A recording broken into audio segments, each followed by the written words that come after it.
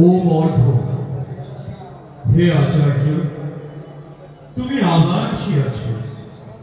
নিজ মুখে প্রতিশ্রুত ছিলে জীবের প্রতি করুণা পরবশ হয়ে তাকে মহামুক্তির পথে পরিচালনের জন্য তুমি বারবার আসবে।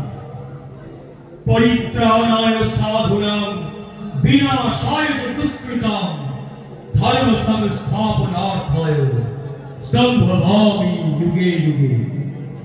যুগে যুগে কতবার তোমাকে আসিতে দেখিয়াছি, দেখিতেছি, কিন্তু দেখিয়াও চিনিলাম কই, জানিয়াও পাইলাম কই।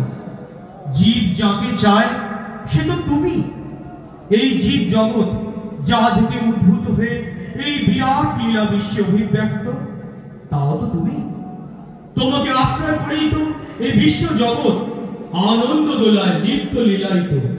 আবার মহাপ্রলয়ে এই বিশ্ব সৃষ্টি তোমারই গৌরী বিলীন হয়ে যাবে। বিশ্বের অন্তরে তুমি অন্তর্যামী, বাইরে তুমি বিরাট বিশ্ব বিভূতি। তোমার সে বিশ্বরূপ আমরা বুঝি না, বুঝিতে পারি না। এই সীমাবদ্ধ দেহ বুদ্ধি দিয়ে কখনো বুঝিতে পারিব না।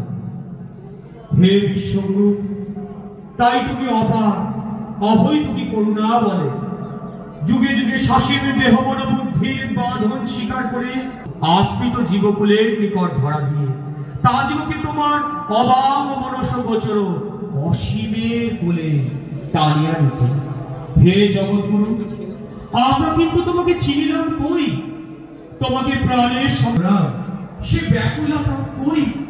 সে বিশ্বাস, সে নির্ভরতা, সে সেবার আগ্রহ কই? জীবের প্রতি অহৈতুক প্রেমে তুমি আসিয়াছ, আসিয়া থাকো। কি আর প্রার্থনা করিব?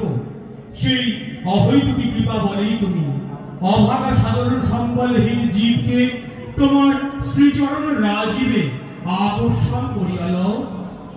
এই কৃতাপদগ্ধ প্রেম রসহীন হাহাকার আত্মনাদময় চালার প্রাণ আনিয়া তোমার চরণে অর্ঘ্য নিবেদন করিলাম।